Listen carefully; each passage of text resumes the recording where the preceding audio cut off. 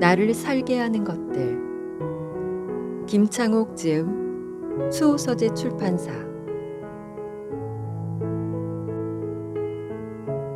행복했습니다. 감사했습니다. 웃어주시고 고개 끄덕여주시고 박수 쳐주시고 그 마음에 답하기 위해 열심히 달려왔습니다. 그러다 알게 되었습니다. 내가 질주했구나. 시속 100km로 내달려왔구나. 문득문득 공허했고 외로웠고 아팠습니다. 생각했습니다. 나를 다시 살게 해야겠다. 찾기 시작했습니다. 나는 어떻게 살고 싶지?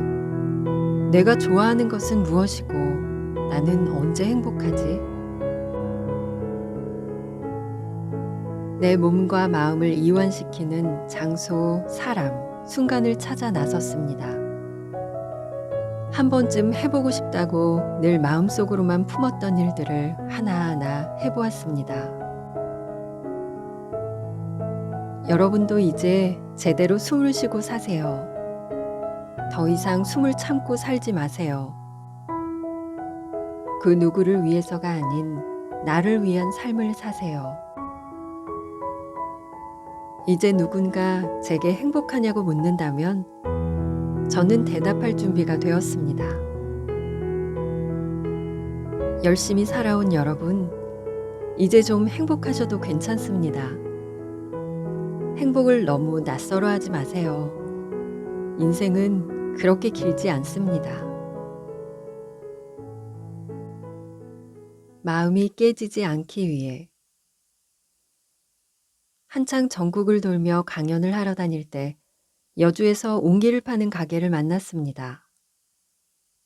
오랜 세월을 지나온 옹기 수백 개가 전시되어 있었는데 그 옹기들을 보는 순간 마치 운명처럼 마음이 편안해졌습니다. 바쁘기만 했던 나의 마음 안에서 시계 초침 소리가 째깍 째깍 느려졌습니다. 허기진 마음이 배부르게 차오르는 느낌이었습니다. 한참을 바라보다 양팔 한가득 벌려 안아야 겨우 품에 담을 수 있는 커다랗고 무거운 옹기 하나를 골라 사가지고 집으로 돌아왔습니다. 무언가 담을 것이 있다거나 필요해서 산 것은 아니었습니다. 커다란 옹기를 제 방 안에 가만히 두었습니다. 며칠을 그저 바라보았습니다. 그러다 옹기 안에 물을 채우고 금붕어 몇 마리를 구해 넣어두었습니다. 67마리 금붕어는 옹기 안에서 잘 살았습니다. 하루 일정을 마치고 집으로 돌아오면 늦은 밤일 때가 허다했고 지방에 다녀오는 날이면 새벽 한두 시에 귀가하는 것은 예산일이었습니다. 피곤한 몸과 마음을 끌고 집에 돌아와 저는 꼭 그 옹기를 가만히 바라보는 시간을 가졌습니다. 그저 좋았습니다. 바라보는 것이. 그것이 저에겐 쉼이었습니다. 일을 마치고 돌아와 방문을 열어 묵직하게 자리를 지키고 있는 옹기를 바라보는 것. 그것이 제 하루 일과의 마무리였습니다. 이렇게 마음속에 옹기라는 물건이 들어온 후 제주에서 화산토로 직접 옹기를 구워볼 기회가 생겼습니다. 흙을 푸고 흙 속에 이물질을 제거하고 그 흙으로 옹기를 굽는 노동을 직접 해보았습니다. 흙을 반죽하고 물레를 돌려 모양을 만들고 가마에 넣을 장작을 패는 것까지 모든 과정을 겪어보며 우리 인간의 삶과 옹기가 참 많이 비슷하다는 생각을 하게 되었습니다. 옹기를 가마에 넣기 전에 말리는 과정이 필요합니다. 바로 가마에 넣지 않고 일주일 정도 잘 말려서 넣습니다. 그런데 겉은 잘 마르는데 속은 잘 마르지 않습니다. 그래서 따뜻한 전구를 하나 옹기 안에 넣어둡니다. 빛의 따뜻함으로 안쪽도 골고루 말리는 것이죠. 그래야 비로소 섭씨 1000도가 넘는 뜨거운 가마 안에 넣고 구울 수 있게 됩니다. 습기를 머금고 있는 온기를 바로 가마에 넣으면 강한 온도를 견디지 못하고 깨져버리기 때문입니다. 또는 금이 가거나 아예 녹아버립니다.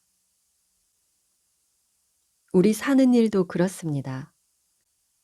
가마 속 뜨거운 불꽃처럼 때때로 삶이 나를 태워 없애버릴 것만 같은 시기가 있습니다.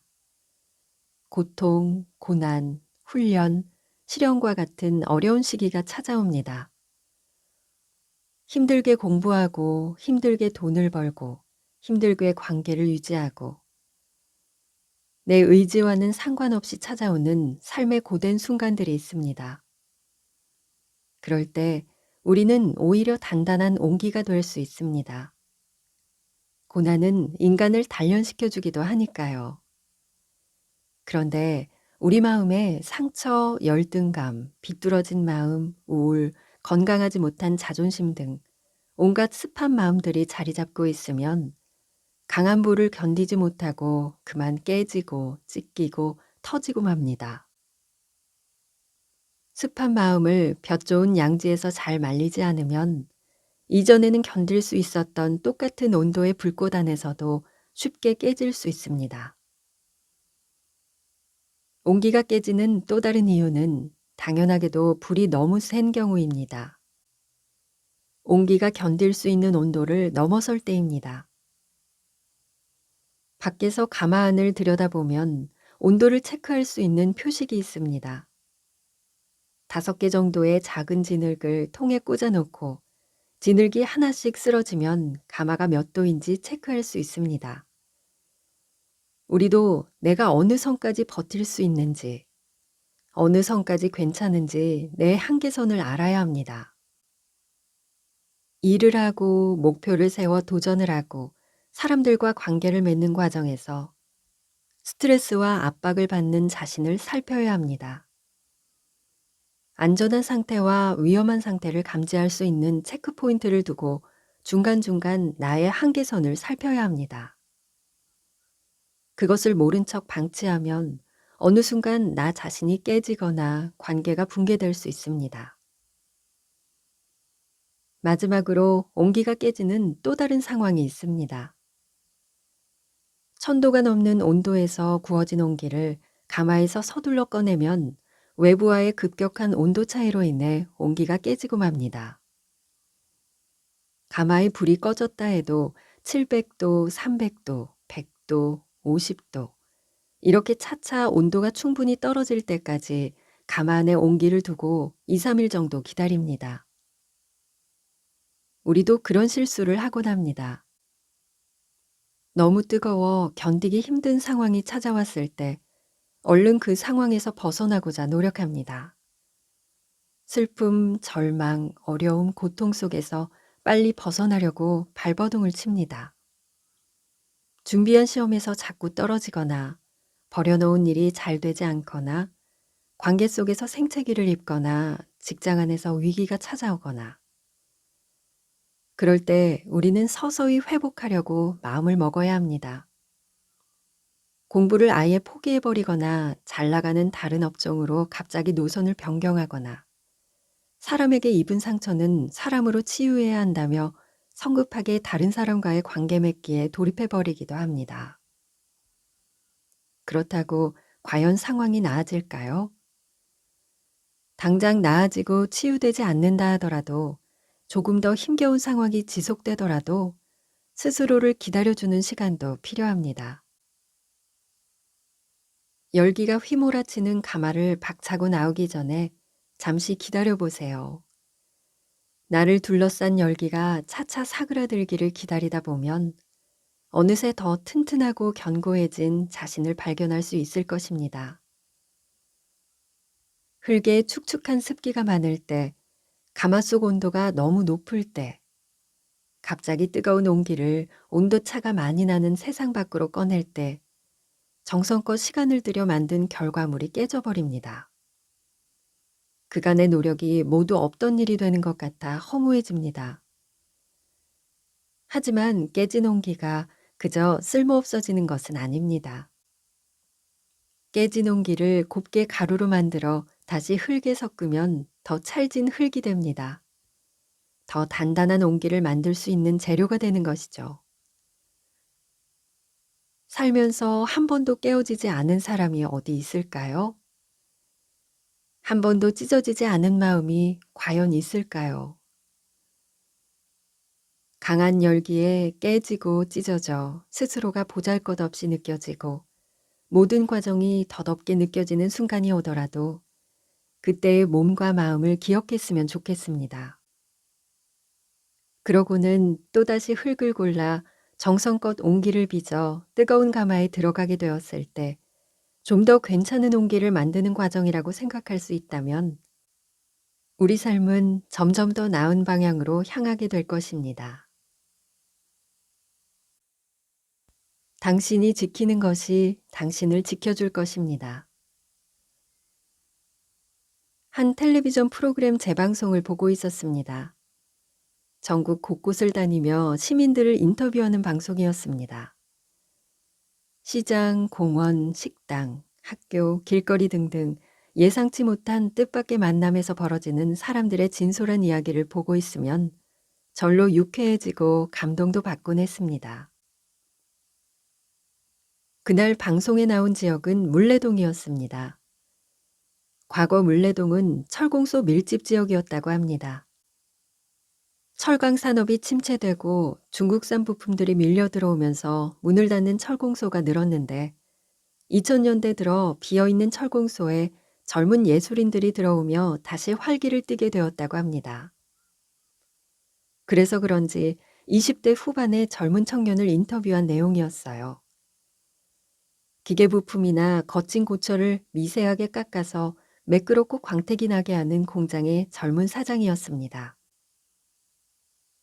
어떻게 일을 시작하게 되었는지 묻는 질문에 청년이 한 대답이 제 가슴을 턱 쳤습니다.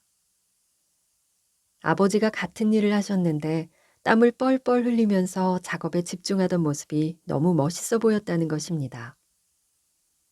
정직하게 일하며 사는 아버지의 모습에 자신도 이 일을 택하게 되었다고 합니다. 그렇게 아버지에게 일을 배우다 이제는 어엿한 사장이 된 것이죠. 저는 청년을 보고 그동안 잊고 있던 중요한 가치 한 가지를 떠올리게 되었습니다. 새 것을 찾는 게 아니라 새롭게 하는 것. 청년은 빠르게 성공하고자 하는 욕심 없이 매일매일 철을 깎으며 실력을 쌓는 데 집중했습니다. 자신이 좋아하는 일을 발견했을 때의 첫 마음을 기억하며 새로운 일을 찾는 데 에너지를 쏟기보다 기존의 일을 새롭게 하는 방법을 찾는 데 집중했습니다. 어쩌면 우리는 끊임없이 새로운 것을 찾으려고만 했는지도 모릅니다. 더 심오해 보이는 것, 그동안 세상에 나오지 않았던 것을 찾으려 헤맸습니다. 하지만 이미 하늘 아래에 새로운 것은 없다고 했습니다. 다만 새 것을 찾는 것이 아니라 새롭게 하는 방법을 찾는 것, 일상을 낯설게 보고 그 안에서 본질을 발견하는 것, 이미 익숙하고 흔하다고 생각하는 것에서 영원한 삶의 이치를 발견하는 것, 그것이 중요하지 않을까 생각합니다. 제가 좋아서 했고요. 항상 생각하는 게 오늘 하루도 할 수 있는 일이 있어서 감사해요. 아무렇지도 않게 대답하던 청년의 목소리는 어떤 가식적인 힘이 들어가지 않은 마치 강물이 흐르는 것처럼 자연스럽게 흘렀습니다. 그의 말이 햇빛이 되어 저를 비춰주었습니다. 그리고 제 부끄러운 마음이 보였습니다. 저는 강연을 하다 유튜브도 하게 됐고, 그러다 SNS에서 좋은 농수산물을 소개하는 공동구매까지 하게 되었습니다. 제 이름을 걸고 단독으로 하는 일들을 시작하면서 마음가짐이 달라졌습니다. 내 삶을 투자하고 내 돈을 투자하자 책임감과 두려움이 제게 같은 의미로 다가왔습니다. 새로운 일을 시작할 때마다 두려움이 앞섰습니다. 강연을 하던 사람이 물건을 판다고 할 때 사람들이 비난하고 등을 돌리지 않을까? 들인 시간과 노력에 비해 욕만 먹고 실패하면 어떡하지? 이런 생각에 머리는 복잡하고 마음은 편안하지 않았습니다. 하지만 청년의 말이 제게 경종을 울려주었던 것이죠. 네가 두려운 이유는 좋아서 이 일을 한다는 생각 외에 이미 네 머릿속에 숫자가 앞서 있기 때문이야. 이 일로 돈을 벌 수 있을까? 이 일로 성공할 수 있을까? 그 마음이 앞섰기 때문에 네 마음의 평안이 사라진 거야. 평안이 사라진 사람에게 어떻게 성과가 찾아오겠니? 제 안에서 들려오는 깨달음이 저를 부끄럽게 했고, 동시에 제가 어떻게 해야 하는지도 알려주었습니다. 성공도 중요합니다. 하지만 성공보다 더 중요한 것은 제 마음에 찾아오는 평안입니다. 숫자도 중요합니다. 하지만 숫자보다 더 중요한 것은 제가 일에서 얻을 수 있는 만족입니다. 청년이 첫마음을 지켜 새로움을 지켜냈던 것처럼 저는 앞으로 무슨 일을 하든 머릿속 계산과 싸우려 하지 않고 일을 했을 때의 재미, 마음의 평안에 집중하려 합니다. 당신이 지키는 것이 결국엔 당신을 지켜줄 것입니다. 책 한 권을 대하는 마음도 나중에 시간이 나면 읽지라고 생각하는 사람이 있는 반면 하루에 30분씩은 책을 읽어야지라고 다짐하고 실천하는 사람이 있습니다. 갈급한 상황이 닥쳤을 때 기도하는 사람이 있고 기도 시간을 지켜서 기도하는 사람이 있습니다. 바쁘다고 운동을 뒤로 미뤄두는 사람이 있는가 하면 운동을 하루 스케줄에서 최우선으로 두는 사람이 있습니다. 우리가 지켜낸 것들, 만일 당신이 책을 읽는 시간, 기도하는 시간, 운동하는 시간을 지켜냈다면 지금 당장은 아니더라도 훗날 그 시간들이 당신 삶을 지켜줄 것입니다. 운동 시간을 지키면 운동이 나를 지켜주고 건강검진 받는 시기를 지키면 그 건강검진이 나의 생명을 지켜줄 확률이 높습니다. 내가 지킨 친구들이 어느 시기가 오면 나를 지켜줄 것이고 내가 지킨 가족들이 나를 지켜줄 것입니다. 우리가 지켜온 삶의 가치관, 삶의 자세가 우리를 평생토록 지켜줄 것입니다. 그러니 우리가 가치 있다고 느끼는 것을 지켜나가는 삶을 사세요. 꽤 멋있는 삶이 될 것입니다. 사랑하는 사람을 먼저 떠나보냈다면, 사랑하는 사람을 먼저 떠나보낸 경험이 있나요? 미치도록 다시 보고 싶은 사람이 있나요? 먼저 떠난 사람을 생각하면 내가 이렇게 행복해도 되나 하는 죄책감에 시달려 본 적 있나요? 어쩌면 제 이야기가 조금은 도움이 될지도 모르겠다는 생각이 듭니다. 음향공학자를 만나 이야기를 나눌 수 있는 기회가 있었는데요. 대화 중 기억에 남는 이야기가 있습니다. 카페에 가면 음악이 흘러나옵니다.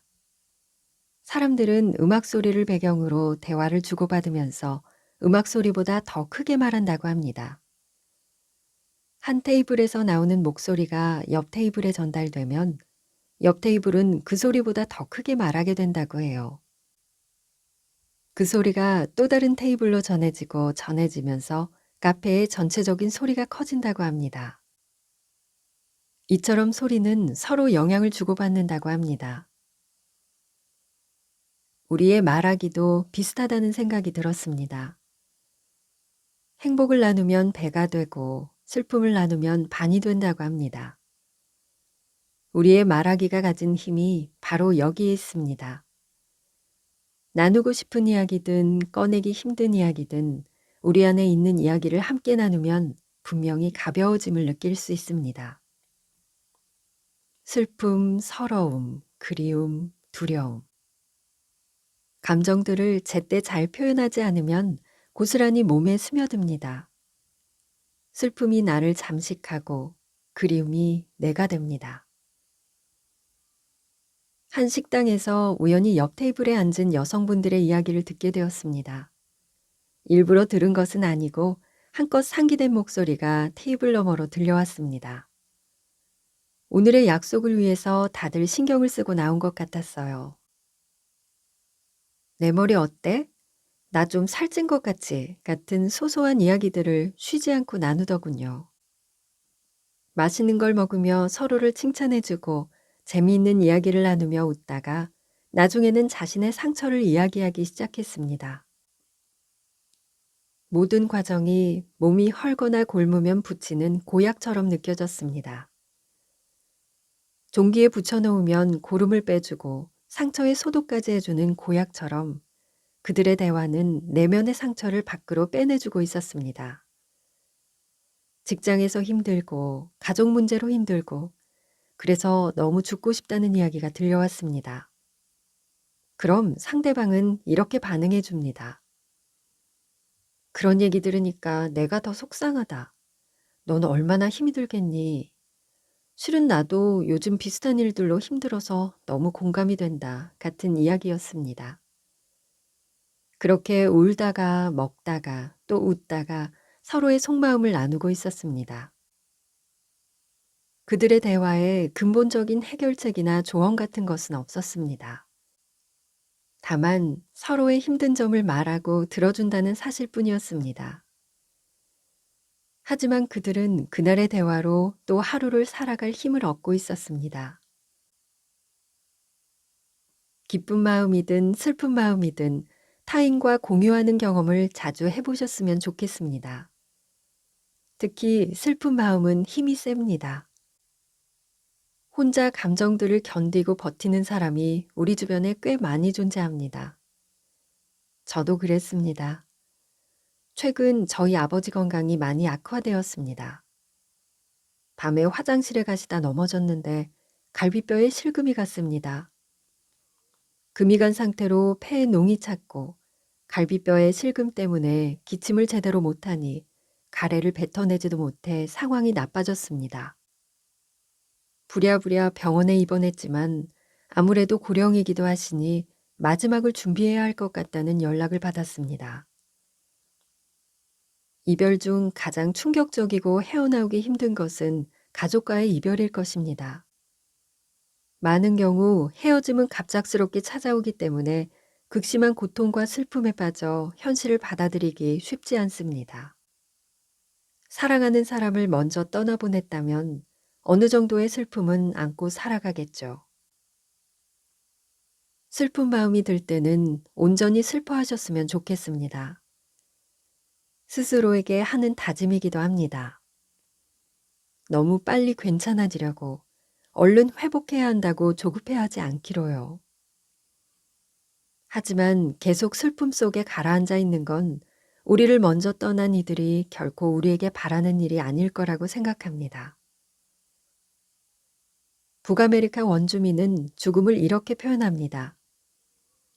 사람은 누군가의 기억에서 사라지면 그때 죽은 것이다. 그러니 살아있지만 죽은 사람이 있고 죽었지만 누군가에게는 살아있는 사람이 있습니다. 너무도 식상한 말이지만 우리를 떠난 이들이 바라는 건 적정한 시기에 우리가 다시 각자의 자리로 돌아가는 것입니다. 그리고 자신을 그리워할 힘을 갖는 것입니다. 완전히 방전되어 버리면 그리워할 힘도 추억할 힘도 사라집니다. 너무 힘들면 그 기억과 마주할 자신이 없어져 버립니다. 내 마음과 정신에 힘이 있어야 그 기억을 직면할 수 있고 먼저 떠난 소중한 이들을 오래도록 마음에 담아둘 수 있습니다. 사랑하는 사람 또는 사랑하는 반려동물을 먼저 떠나보냈다면 지금 우리에게 힘들어하고 죽을 것 같은 이 시간이 있는 것이 적절합니다. 너무 빨리 이겨내려고 하지 않는 것이 좋습니다. 슬픔은 우리가 사랑했던 이에 대한 최소한의 예의 같습니다. 다만 이 힘듦을 지탱할 수 있는 물 한 모금을 중간중간 축이면서 슬퍼해야지 물 한 모금 마시지 않고 슬퍼한다면 우리의 몸에 한계가 와 견딜 수 없습니다. 그래서 이렇게 생각하셨으면 좋겠습니다. 그래, 나 슬프더라도 오늘 동네 한 바퀴는 산책 삼아 돌아야지. 나 하루 종일 울더라도 점심밥은 먹어야지. 애도하고 슬퍼하되 너무 참으려 하지 말고 중간중간 한 모금의 물을 마시려고 하십시오. 깊은 슬픔 속에 있다가 조금씩 마음에 힘이 생기면 상실의 경험과 감정을 글이나 대화로 공유해 보는 것도 큰 치유가 되어 줄 것입니다. 일기를 쓰거나 SNS에 글을 올리거나 사람들에게 내 이야기를 조금씩 털어놓아 보세요. 나와 비슷한 경험을 겪은 사람들, 비슷한 감정을 가지고 사는 사람들이 하나둘 다가와 그들의 사연을 들려줄 것입니다. 어떤 해결책도 조언도 와닿지 않을 때 그저 서로의 아픔을 이야기하고 들어주는 것만으로 우리는 위로를 받을 수 있으니까요. 슬픔을 이겨내는 것보다 슬픔과 함께 어떻게 살아가야 할지 고민하는 과정이 더 중요합니다. 지금의 힘든 감정이 영원하지 않습니다. 그렇지만 힘든 마음을 기억하기 위해, 그리움을 품기 위해, 소중한 일을 잘 기억하기 위해 우리에게 힘이 생겼으면 좋겠습니다. 삶을 마감하는 그날까지 사랑한 사람들을 더 선명하게 기억하기 위해서라도 삶을 잘 가꿔 나가세요.